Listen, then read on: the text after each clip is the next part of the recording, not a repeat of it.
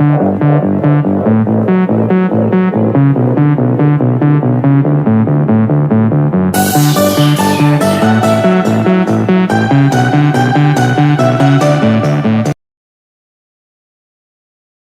Zone के YouTube channel में आप सभी लोगों का स्वागत है। और आज हम लोग यहाँ पर बात करने वाले हैं, जिस भारत में हम लोग रह रहे हैं उस भारत के आईन संविधान के निर्माता और भारत के निर्माता बाबा साहब डॉक्टर भीमराव रामजी अंबेडकर जी के बारे में हम लोग आज कुछ चर्चा करने वाले हैं। जीवन परिचय से संबंधित कुछ बातें यहाँ पर होंगी। तो हम लोग यहाँ पर बात करने वाले हैं काफी अच्छी पृष्ठभूमि से, एक बहुत ही अच्छा टॉपिक बाबा साहब के बारे में। और हम लोग यहाँ पे कह सकते हैं कि एक समाज के उत्थान के लिए एक बहुत ही बेहतरीन सोच, जिस सोच की छाप आज भी हमारे यहाँ कायम है, उस सोच की उस शख्सियत पर एक प्रकाश डालने की कोशिश की जा रही है। तो बाबा साहब के जन्म के बारे में अगर हम लोग बात करते हैं तो इनका जन्म 14 अप्रैल 1891 ईस्वी में महू, इंदौर, मध्य प्रदेश के क्षेत्र में हुआ। अगर हम लोग यहां पर बात करते हैं इनकी माता का नाम के बारे में, इनकी मां के बारे में हम लोग बात करें तो इनकी मां का नाम भीमा बाई सकपाल। इनकी मां का नाम था भीमा बाई सकपाल। तो यहां पर हम लोग देख रहे हैं कि इनकी मां का नाम भीमाबाई सकपाल है और पिता का नाम, पिताजी के नाम के बारे में अगर हम लोग बात किया जाए तो रामजी सकपाल का जिक्र यहां पर हम लोग को देखने को मिलता है।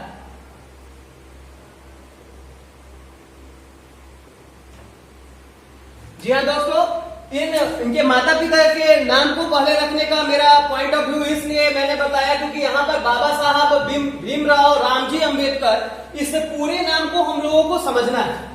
तो यहाँ पर सबसे पहले भीमा इनकी मां का नाम था, इनकी मां के नाम को यहाँ पर लिया गया। रामजी इनके पिता का नाम था और अंबेडकर इनके गुरु का देन था, जिन्होंने अंबेडकर शब्द से इन्हें संबोधित किया, जिसके कई रीजन है।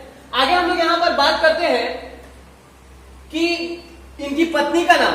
तो मैं आपको यह बताना चाहूंगा कि इनका 2 विवाह हुआ और काफी सारा इसमें बात आगे हम लोग को जानने का मौका मिलेगा आगे के वीडियो के माध्यम से। तो इनकी पहली पत्नी के बारे में अगर हम लोग यहां पर बात करें, रामाबाई, इनका विवाह 1906 में हुआ तथा इनकी मृत्यु 1935 में ही हो गई। फिर इनका दूसरा विवाह मजबूरन इन्हें करना पड़ा। और यहां पर हम लोग नाम पढ़ने वाले हैं सविता के बारे में। यहां पर एक नाम आएगा, इनकी दूसरी पत्नी के बारे में हम लोग बात करेंगे, सविता अंबेडकर के बारे में।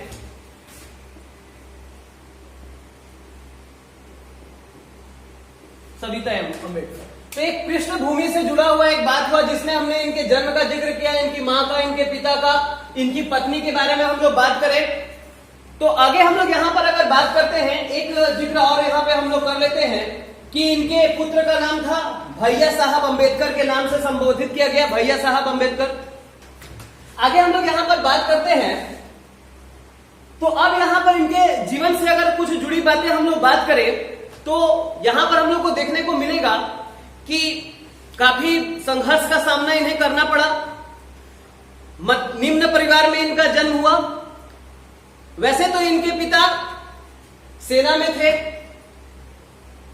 परंतु 1894 में क्या हुआ, वो रिटायर कर गए और 1891 में इनका जन्म हुआ। तो कहा जा सकता है कि वो जो सुख सुविधाएं था उनका ये भोग नहीं कर पाए, क्योंकि इनके जन्म के 3 साल के बाद ही इनके पिताजी रिटायर कर गए और पूरी फैमिली महू से, इंदौर से सतारा आ गई। जीवन संघर्ष में इसलिए रहा क्योंकि आगे ही के कुछ समय में इनकी मां का भी निधन हो गया। और अगर बात कहा जाए तो समाज की कई कुरीतियों का सामना इन्हें करना पड़ा, जो कि एक संकीर्ण मानसिकता का घोतक है। इतिहास में भी हम लोगों ने वैदिक काल में कुछ पढ़ा जिसका सामना इन्हें इस समय भी करना पड़ा, जो समाज के लिए एक बहुत ही बुरा संकेत है।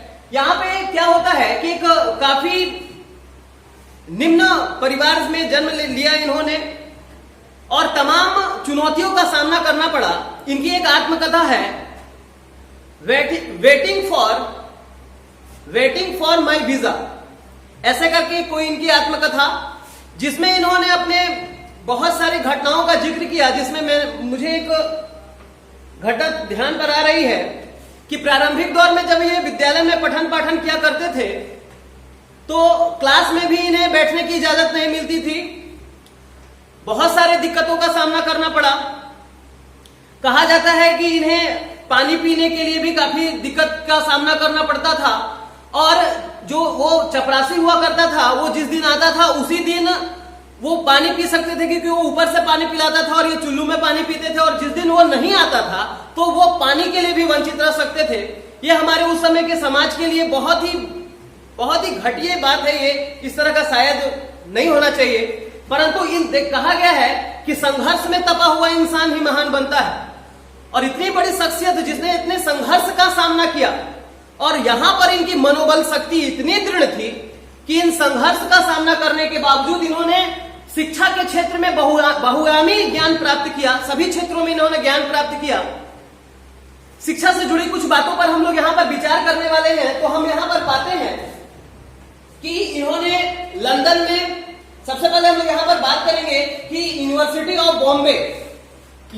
ऑफ बॉम्बे में इन्होंने ग्रेजुएशन की पढ़ाई की। एमए इन्होंने कोलंबिया विश्वविद्यालय से किया। लॉ की भी पढ़ाई इन्होंने की थी, और कहा जाए तो एमएससी और डीएससी डॉक्टरेट ऑफ साइंस में इन्होंने अध्ययन किया। लंदन में रहकर, मुंबई में रहकर, कोलंबिया में रहकर इन्होंने अध्ययन किया। हाँ, अब यहाँ पे इनकी इतने सारे एजुकेशन के बारे में हम लोग बात कर रहे हैं, और एक बात ये भी है कि काफी गरीब फैमिली से थे और समाज के काफी अत्याचार इन्होंने सहा। लेकिन एक बात है कि यहां पर हम लोग बात करेंगे, इनको यहां तक पहुंचाने के लिए एक नाम, बहुत ही बेहतरीन नाम, यहां पर हम लोग गायकवाड़ के बारे में हम लोग बात करेंगे। यहां पर हम लोग बात करेंगे बड़ौदा के गायकवाड़ जयाजीराव तृतीय के बारे में। सयाजीराव तृतीय जो कि गायकवाड़ थे, आपके बड़ौदा के गायकवाड़, जैसे होलकर होता है उसी प्रकार से एक कम्युनिटी थी गायकवाड़ कम्युनिटी, जो इनकी इतने सारे एजुकेशन में जो भी योगदान रहा, इसमें काफी इनका योगदान रहा। और इन्होंने स्कॉलरशिप के रूप में इन्हें 25 रुपए देने की बात कही, जिससे वो अमेरिका में जाकर अपने अध्ययन को पूरा करते हैं। जब वो वहां से वापस आते हैं, काफी हायर एजुकेशन के बाद भी वो जब यहां पर आते हैं, तो यहां पर क्या होता है कि यही बड़ौदा के गायकवाड़ ने इन्हें रक्षा सचिव पोस्ट दिया। परंतु अभी भी हमारे समाज की जो सोच है वो बदली नहीं थी। यानी कि इतने हायर एजुकेशन होने के बाद भी इनको समाज में वो स्थान नहीं मिल पाया जो ये डिजर्व करते थे। समाज के बहुत बड़ी ये कमी कही जा सकती है, सोच का सब इफेक्ट है। तो यहां पे हम लोग क्या बात करते हैं कि रक्षा सचिव, जो कि काफी ऊंचा पद था, आज के डेट में अगर देखा जाए तो आईएएस रैंक तक का यह पद हो सकता है, लेकिन फिर भी समाज में इनकी स्थिति वही बनी रही जो आज से कई एक साल पहले थी, 20 साल पहले थी। इसे देखकर इन्हें काफी बुरा लगा कि मेरे हायर एजुकेशन प्राप्त करने के बाद हमारी स्थिति ऐसी है, तो हमारे जैसे लोग यानी कि महर जाति के लोगों के बारे में उन्होंने सोचा वो स्थिति कैसी होगी। तो इन्होंने सबसे जो काम किया, सामाजिक स्तर को उठाने का काम किया, और जो निम्न वर्ग के जाति के लोगों के बारे में इन्होंने सोचने का काम किया, अपने बारे में सोचने का काम किया, हम जैसे लोगों के बारे में सोचने का काम किया, और वहां पे चाहा कि ये समाज में इनका भी स्तर ऊपर हो। काफी योगदान इनका रहा, परंतु कई एक दुविधाओं का इन्हें सामना करना पड़ा। आगे हम लोग यहां पर बात करते हैं कि कोल्हापुर, अगर एक जगह का नाम है कोल्हापुर की साहू, जिन्होंने इन्हें कहा कि साप्ताहिक पत्रिका निकालने के बारे में जिक्र किया। साप्ताहिक पत्रिका के बारे में इन्होंने जिक्र किया, जिसमें उन्होंने उस पत्रिका का नाम रखा मुक नायक। आपके एग्जामिनेशन के पॉइंट ऑफ व्यू से ये इंपॉर्टेंट होगा कि बाबा साहब की वह पत्रिका निम्नलिखित में से कौन सी है, मुक नायक। मैं कोशिश करूंगा कि आगे इनका कुछ ऑब्जेक्टिव क्वेश्चन भी आपके समक्ष आए। मुक नायक पत्रिका के बारे में हम लोगों ने जिक्र किया। यहां पर कहा जा सकता है कि कोल्हापुर के साहू रियासत के शासक ने इन्हें पत्रिका के बारे में बताया कि आप पत्रिका निकाले, उसके लिए जो भी होगा हम आपकी मदद करेंगे। तो मुक नायक के नाम से एक पत्रिका यहां पर लॉन्च होता है। आगे हम लोग बात करते हैं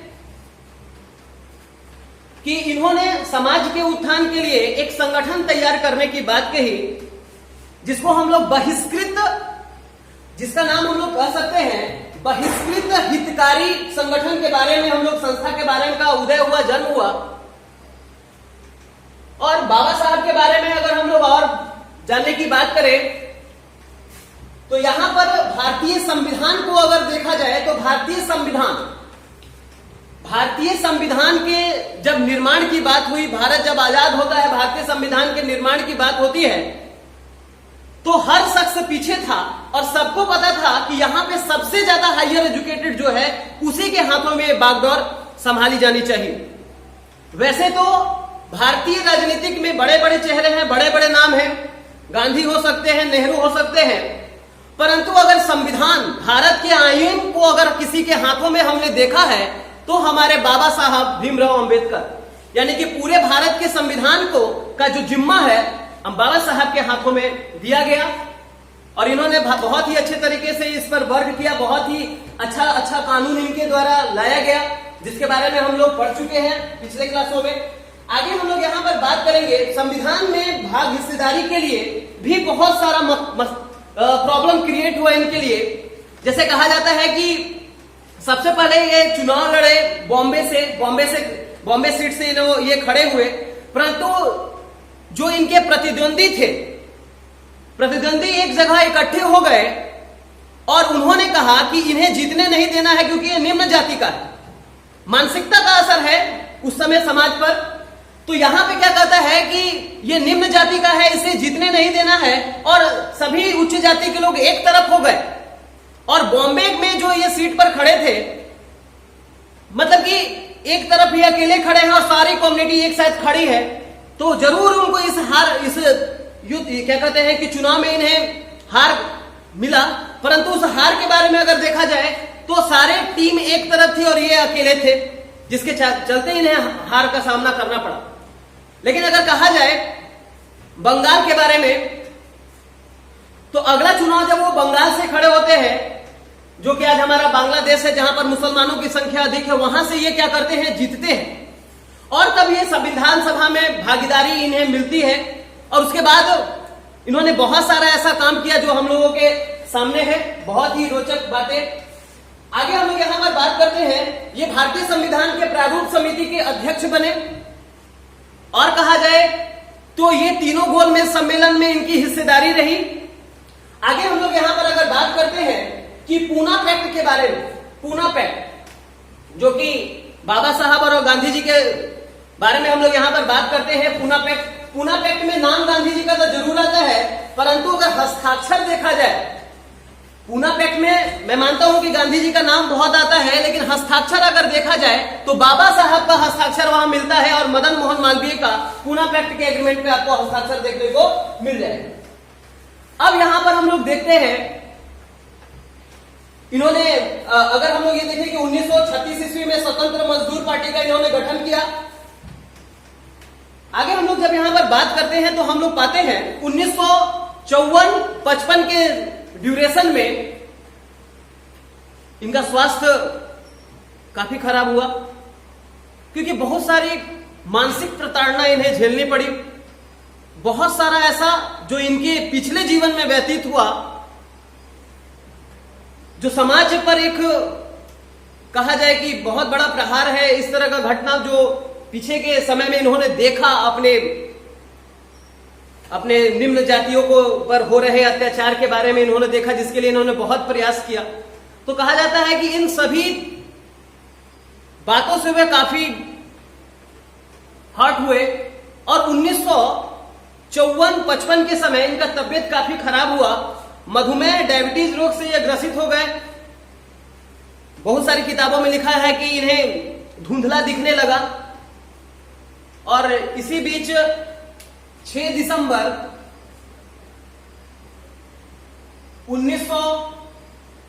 1956 में इन्हीं के निवास स्थान दिल्ली में इनका निधन हो गया। परंतु ये आज भी हमारे बीच है, इनकी प्रेरणाएं हमारे बीच हैं और इनका सबसे बड़ा योगदान संविधान जो इन्होंने तैयार किया वो आज भारत को एक आयाम दे रहा है, क्योंकि आज अगर भारत चल रहा है तो संविधान की बदौलत चल रहा है और उस संविधान के निर्माता और कोई नहीं, हमारे बाबा डॉक्टर भीमराव अंबेडकर जी हैं। इनका निधन 6 दिसंबर 1956 में दिल्ली में हुआ और एक बहुत बड़ा जो देश का जो सूर्य था वो अस्त होता है, परंतु उसकी रोशनी आज भी पूरे समाज में बिखरी पड़ी है। इसी के साथ मैं अपनी वाणी को विराम देता हूं। जय हिंद, जय भारत।